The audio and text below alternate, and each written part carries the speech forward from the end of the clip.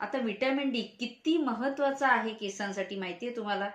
Calcium तुम्ही कितीही खाल्लत ना तरी तुम्ही अर्ध खाल्लं अर्ध निघून गेलं असंच समजून चाला. गोळी जरी खाल्लीत कॅल्शियमची तरी सुद्धा ती रक्तामध्ये ऍब्सॉर्ब करायला, इंटेस्टाईन मधून रक्तात पोचायला, जेवण खातो आपल्या पोटाच्या आतड्यांमध्ये इंटेस्टाईन मध्ये जातं, तिथून आपले विटॅमिन्स न्यूट्रिशन ओढले जाऊन ब्लड मध्ये जातात आणि ते हेल्दी ब्लड अख्ख्या बॉडीभर फिरतं.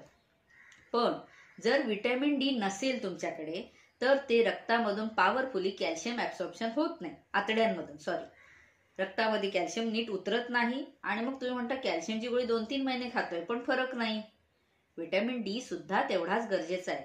आता तुम्ही म्हणाल विटॅमिन डी मग आम्ही फिश खातो, नॉनव्हेज खातो, मग आम्हाला दुधाचे पदार्थ घेतो आम्ही, मग विटॅमिन डी आमच्यात कमी नाही पाहिजे.